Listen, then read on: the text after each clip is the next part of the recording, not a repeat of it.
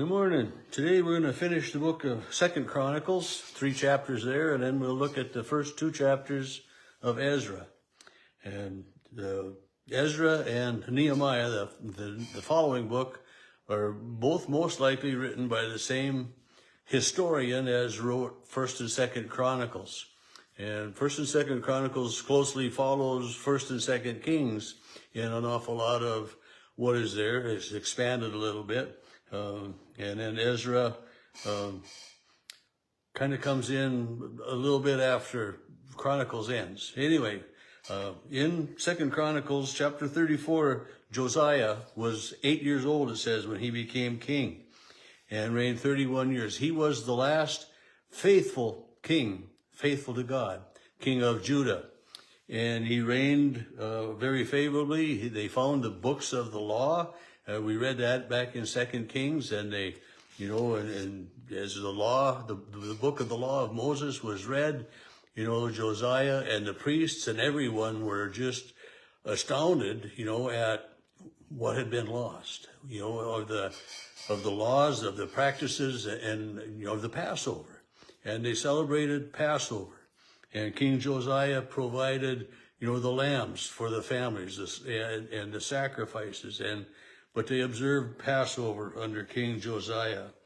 And he continued to purge the places of idol worship and to build and to sustain the temple then of Jerusalem. He got the Ark of the Covenant was, in the temple, and the book of the law was there for people to, not everybody to read, but for it to be read to the people and to be made known to the people, the law of God. And I think about that, that these kings of Judah, most of the kings of Judah were faithful to God for the most part. There were some, previously that weren't previous to Josiah, but, they've been living, honoring God, worshiping God, kind of trying to get away from the idols, but not really having the knowledge, of the book of Moses, of the laws of Moses. And,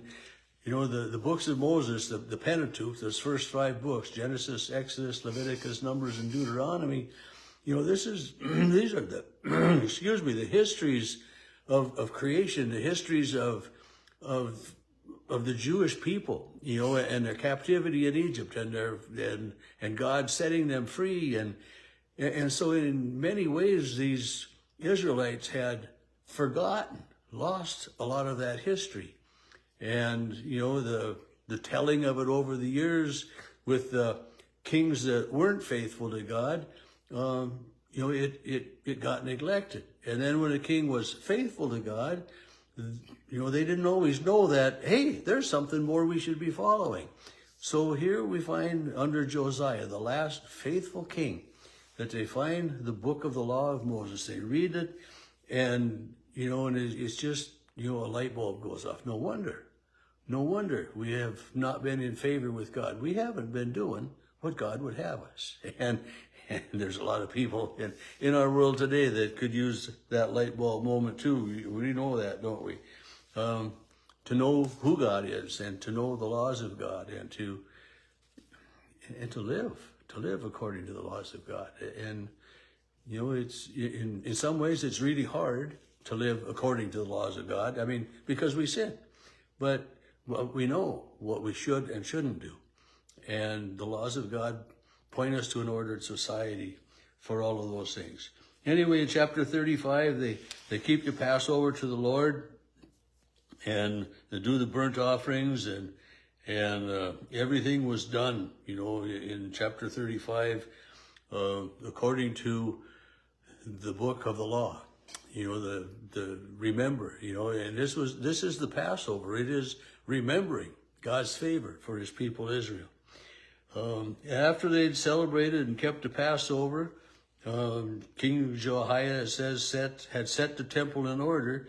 Then this King Necho of Egypt comes up to fight at Carmeshesh against the Euphrates. And it says Josiah went out against him. But Necho's words to Josiah are, God has told me that don't come out against me, because God is with me. I am not coming against you, but against the house with which I am at war, and God has commanded me to hurry.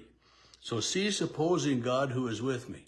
This King Necho of Egypt tells King Josiah, this isn't a battle with you. God has instructed, I'm doing this, but Josiah doesn't listen. He disguises himself and he goes out in battle against this King Necho and is wounded by an arrow, brought back to the temple and dies there and is buried. So, this is an act of defiance, an act that he shouldn't have done. But his reign now then ends. And then the people take Jehoaz, the son of Josiah, and make him king. He was 23, it says, but he reigned 3 months. One place it said 3 months and 10 days, I think, in a different translation. But 3 months, and then the king of Egypt deposed him. So King Necho deposed him. He takes him captive. And this King Necho then puts a different Israelite in as the king. And that guy doesn't last so awfully long either. 11 years. He did what was evil in the sight of the Lord.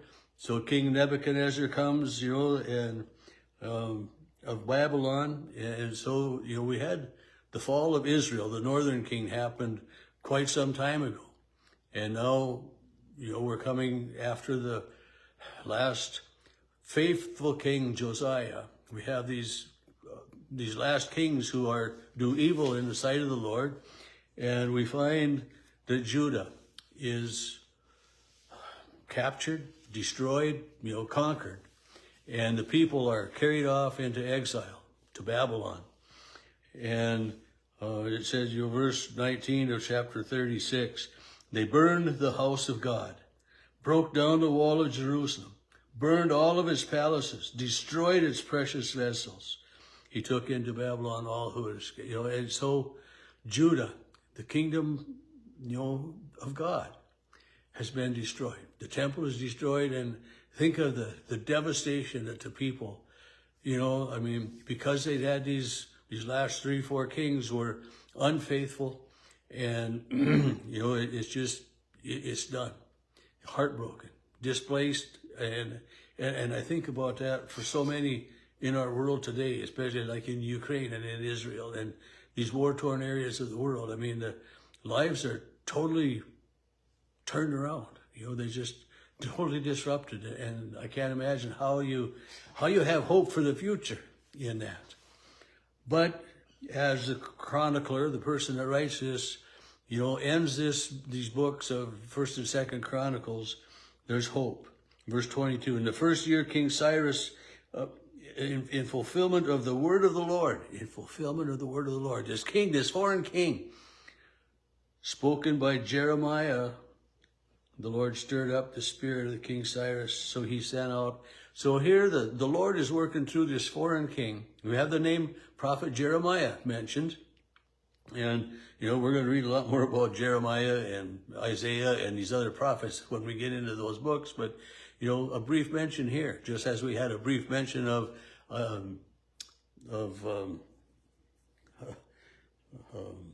Isaiah, son of Amos. But the king of Cyrus says, the Lord, the God of heaven, has given me all the kingdoms. He has charged me to build him a house in Jerusalem, which is in Judah.